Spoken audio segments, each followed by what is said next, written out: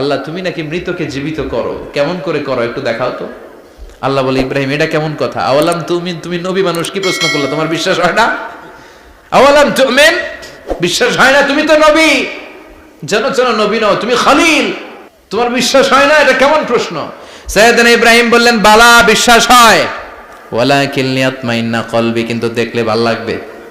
আল্লাহ কেমন করে মৃতরে জীবিত করো তুমি দেখাও। আল্লাহ বললেন 4টা পাখিরে টুকরা টুকরা করো, জবাই করো, টুকরা টুকরা করো, পায়ের সাথে মাথা মিশাও, মাথার সাথে কলিজা মিশাও, টুকরা টুকরা করে ওই পাহাড়ের মধ্যে ছিটিয়ে দিয়ে আস।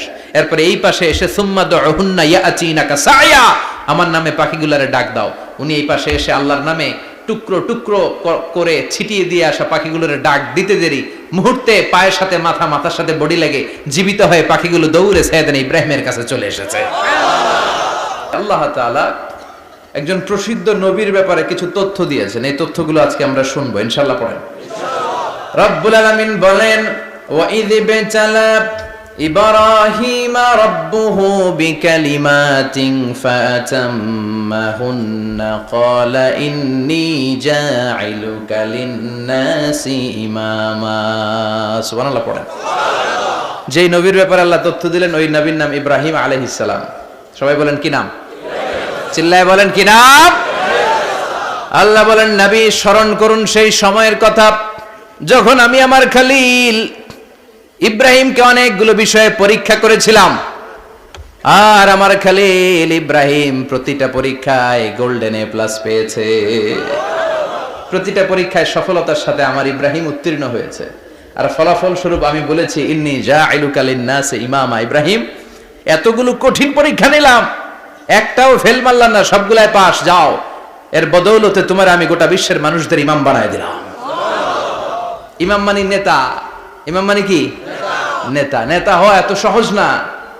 আগুনে পুড়িয়ে পুড়িয়ে যেমনি খাঁটি সোনা বানানো হয়, তেমনি কষ্টি পাথর দিয়ে যাচাই করে করে পরীক্ষা করে করে আল্লাহ তাআলা সাইয়েদনা ইব্রাহিমকে এই মর্যাদার আসনে বসিয়েছেন। আল্লাহ বলে অনেকগুলো পরীক্ষা আমি নিয়েছি সাইয়েদনা ইব্রাহিমকে। আল্লাহ যারে পছন্দ করে বেশি তার জীবনে পরীক্ষাও বিশ্বনবী বলেন আশাদ্দুন নাসি বালাআন আল আম্বিয়া। এই দুনিয়ার বুকে সবচাইতে বেশি পরীক্ষা নেয় আল্লাহ নবীদের। সুম্মাল আমসাল ফাল আমসাল, তারপরে সিদ্দিকিনদের, তারপরে শুহাদাদের, তারপরে সালিহিনদের। ইবতালার রাজুলু আলা হাসাবি দীনিহি, যেই ব্যক্তির দিনদারি বেশি তার জীবনে পরীক্ষাও বেশি। বিশ্বনবীর আল্লাহ সান্ত্বনা দিচ্ছেন নবী ওরা আপনারে গণক বলে, ওরা আপনারে জাদুকর বলে, ওরা আপনারে কবি বলে, ওরা আপনারে পাগল বলে, কিন্তু আপনি হতাশ হবেন না। একটার পর একটা পরীক্ষা আপনার উপর চেপে বসেছে, এগুলো দেখে ভয় পাওয়ার কোনো কারণ নাই, কারণ মুমিন ভয় পায় না। চিল্লায় এখন ঠিক কিনা? ও নবী আপনি বিচলিত হবেন না, হতাশ হবেন না। আপনার আগে যেই নবীরা ছিল তাদের জীবনেও পরীক্ষা ছিল কি ছিল না? আমি আমার খলিল ইব্রাহিমকে অনেকগুলো পরীক্ষা নিয়েছি, প্রতিটা পরীক্ষায় সাইয়েদনা ইব্রাহিম পাশ করেছে। বিশ্বনবীকে আল্লাহ সান্ত্বনা দিচ্ছেন। সুবহানাল্লাহ পড়ে। বিশ্বনবী হতাশ হবেন না, ডোন্ট বি স্যাড, লা তাহজান, নেভার লুজ হোপ। ও নবী আশা হারাবেন না। আপনার উপর যেমন পরীক্ষা আছে সাইয়েদনা ইব্রাহিমের উপরও পরীক্ষা ছিল। সবার উপর আমি পরীক্ষা নেই।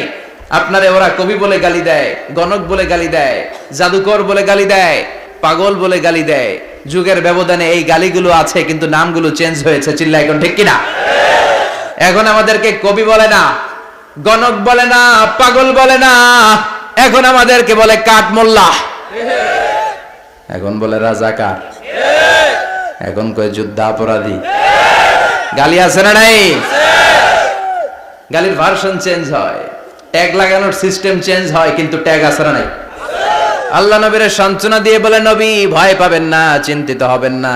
আপনার যেমনি পরীক্ষা আমি নিচ্ছি, সাইয়েদনা ইব্রাহিমের আমি পরীক্ষা নিয়েছি। আর প্রতিটা পরীক্ষায় আমার Ibrahim Khalil golden A plus, first class first, global award পেয়েছে। আর এর ফলাফল হিসেবে আমি ইব্রাহিমকে বলেছি ইব্রাহিম তোমার আমি নেতা বানাই দিলাম। আল্লাহ put Sayyidina Ibrahim in some test, in some test. Everyone has to face test. প্রত্যেককেই টেস্ট এন্ড ট্রায়াল, পরীক্ষার সম্মুখীন হতে হয়।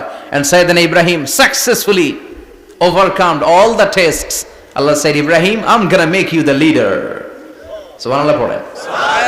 একটার পর একটা পরীক্ষা আল্লাহ নেয়ার পরে যখন দেখলেন একটা তো ফেল করে না, আল্লাহ খুশি হয়ে বললেন, যাও, ইন্নী জাইলুকা লিন-নাসি ইমামা।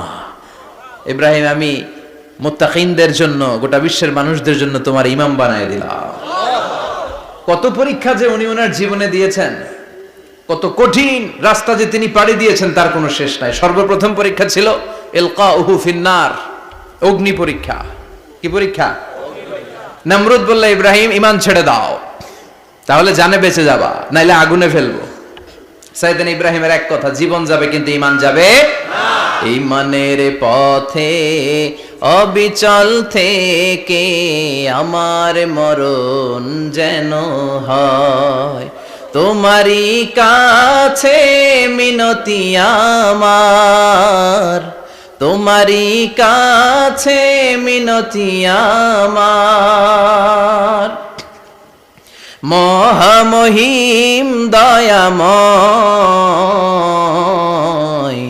ঈমানের পথে অবিচল থেকে আমার মরণ যেন হয়। পড়ে না আমি আরো জোরে পড়ে না আমিন। নমরুদ বলে, ঈমান ছেড়ে দাও, তা না হলে আগুনে ফেলবো। সাইয়েদনা ইব্রাহিম বলে, জীবন যাবে কিন্তু ঈমান যাবে না। তার মানে আগুনের পরীক্ষায় পাস। চিল্লায় বলেন, আগুনের পরীক্ষায় পরীক্ষা নাম্বার 2। একটার পর একটা পরীক্ষা নিতে আল্লাহ শুরু করলেন। আল্লাহ বললেন, ইব্রাহিম যাও, কলিজার টুকরা সন্তানকে আর হাজারকে, আমরা ওনারা ডাকি বিবি হাজেরা, আমরা কি ডাকি বাংলাদেশে? আসলে নাম কি? হাজার। যাও, তোমার স্ত্রী হাজারকে আর ইব্রাহিমকে মক্কার ধুধু প্রান্তরে ফেলে দিয়ে আসো। ওখানে মানুষ নাই, প্রাণী নাই, জনমানব শূন্য। দেখি আমার কদ্দুর ভালোবাসো। বলতে দেরি, টু শব্দ নাই, মরুভূমিতে ফেলে দিয়ে আসলেন। তার মানে পরীক্ষা নাম্বার 2তেও, কথা বলেন, 2তেও। পরীক্ষা নাম্বার 3, আল্লাহ বললেন, ইব্রাহিম দেখি তোমার হৃদয়ে আমার জায়গা কতটুকু। যাও, কলিজার টুকরা সন্তান ইসমাইলের গলার মধ্যে তলোয়ার লাগাও। সাইয়েদনা ইব্রাহিম বিয়ে করার পর থেকে আল্লাহর কাছে চাইতে চাইতে শেষ, মাগা সন্তান হয় না। ওনার প্রথম সন্তানটা হয়েছিল সাইয়েদনা ইসমাইল যখন জন্মগ্রহণ করেছে, ইব্রাহিমের বয়স ছিল 86 বছর। সুবহানাল্লাহ কইতে মনে চায় না?